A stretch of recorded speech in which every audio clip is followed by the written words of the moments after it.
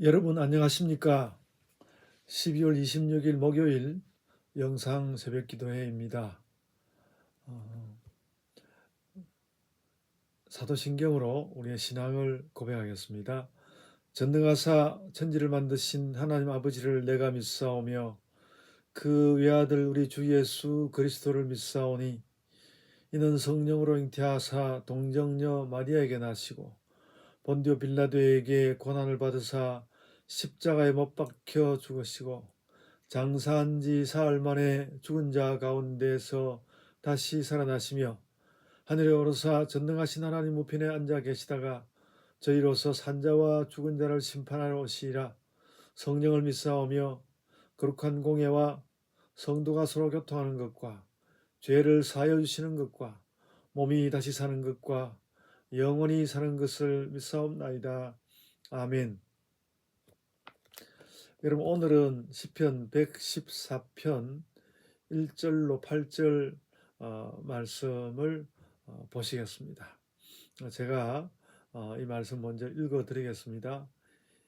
이스라엘이 애굽에서 나오며 야곱의 집안이 언어가 다른 민족에게서 나올 때에 유다는 하나님의 성소가 되고 이스라엘은 그의 영토가 되었도다. 바다가 보고 도망하며 요단은 물러갔으니 산들은 순양들 같이 뛰놀며 작은 산들은 어린 양들 같이 뛰었도다. 바다야 네가 도망하면 어찌함이며 요단아 네가 물러가면 어찌함인가. 너희 산들아 순양들 같이 뛰놀며 작은 산들아 어린 양들 같이 뛰놀면 어찌함인가. 땅이여 너는 주 앞 곧 야곱의 하나님 앞에서 떨지어다.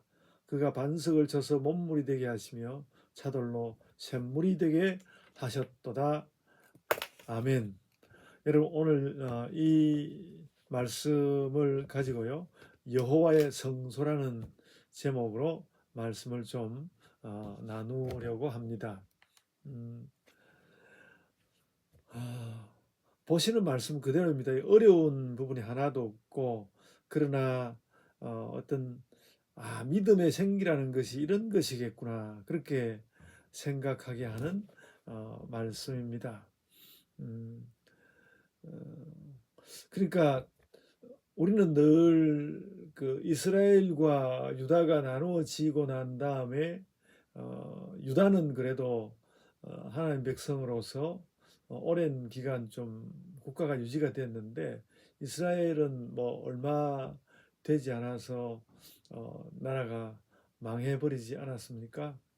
음, 그래도 꽤 기간이 좀 되긴 하지만은 그렇게 망했을 때 뭔가 그들이 유다만 못한 것이 있었고 그랬을 때 딴 게 아니라 그 왕들의 면면을 보면 뭐 유다에도 나쁜 왕은 있었습니다만 이스라엘의 왕들은 뭐 예외 없이 하나님 앞에서 믿음이 없는 왕들이었고 또 그 중에는 매우 악한 자들도 있고 그래서 결국 그 나라가 패망하는 모습을 보게 되고야 말았거든요.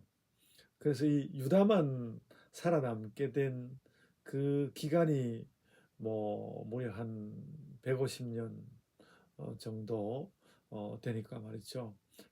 그런 걸 볼 때 하나님께서 좀 유다를 좀 더 사랑하시는 것 같은 그런 느낌을 받았는데 오늘 본문 말씀에서 우리는 확연히 그런 것을 느낄 수 있습니다. 그 2절 말씀에 유다는 여호와의 성소가 되고 그러니까 유다는 그 백성 가운데서 보다 중요한 성소 같은 존재가 되고 이스라엘은 그의 영토가 되었도다. 그러니까 원래 이스라엘 그 전체가 유다가 통치하는 말하자면 이제 다윗과 솔로몬이 통치하는 그런 나라가 되지 않았습니까? 나중에는 결국 이스라엘이 또 따로 돌아가고 말았지만 그러니까 하나님께서 생각하실 때는 이스라엘이라는 민족이 있고 그 이스라엘 중에서 아주 핵심이 되고 중요했던 지파가 유다 지파였고 그래서 그 유다 지파를 부르기를 유다는 유다는 하나님의 성소다. 그리고 이스라엘은 바로 유다 사람들이 살아가는 영토와 같았다. 그렇게 말씀을 하는 것입니다. 여러분, 우리들도 참 생각해 보면 하나님 안에서 잘 살아감으로써 우리 예본 교회가 한국 교회의 성소가 되고 그럴 수 있으면 얼마나 좋을까 하는 생각을 합니다. 그러기 위해서 저도 깨어있고 여러분들도 깨어있고 무슨 일을 하든 최선을 다하고 그렇게 우리가 살아가야 할 것입니다. 오늘은 사실 그 말씀을 드리면 모든 오늘 나오는 말씀에 대해서 충분하다고 생각됩니다만 오늘 짧은 말씀이니까 구절들을 좀 따로 살펴보면요. 뭐 1절, 2절은 그렇게 애굽에서 나와서 유다는 성소고 이스라엘은 영토가 되는, 이것은 물론 하나의 해석이 실린 그러니까 유다가 그 이스라엘의 다른 지파들보다 중심이라는 해석이 실린 시편이고 그런 어떤 편중됨을 가진 시이지만 그 편중됨으로서 오히려 해석을 주는 시편이다. 이렇게 이해하시면 되겠습니다. 거기 그래 보니까 막 그 유다가 들어가니까 바다도 도망하고 바다는 도망하고 강은 물러가고 막 순양들은 기뻐 뛰놀고 또 어린 양들이 같이 뛰었고 참 그 순양이 뛰놀고 어린 양이 같이 논다는 이야기가 참 요즘 우리 시대에 놀이터를 연상하게 하죠. 요즘 이렇게 저도 한번 정말로 놀이터를 지나가면서 보니까 놀이터에 아이하고 아빠, 엄마 나와 있는데 엄마들은 엄마들끼리 모여서 대화하고 있고 아빠들이 애들하고 함께 놀더라고요. 그게 뭐 뛰놀아야 되는 아이들에게는 그게 적절한 것 같아요. 엄마의 뛰노는 그 엄마의 활달함이란 그 아빠에 못 미치기 때문에 역시 그 아빠와 아들, 아빠와 자녀가 뛰노는 것이 뛰노는 그 자체로는 맞다는 생각이 들고 오늘 성경 말씀이 그걸 이야기하는 거예요. 순양이 암양이 뛰노는 게 아니라 순양이 뛰놀고 어린 양도 함께 뛰었다 이렇게 말하고 있습니다. 그래서 너희 산들아 순양들 같이 뛰놀며 작은 산들과 어린 양들 같이 뛰놀면 어찌함인가.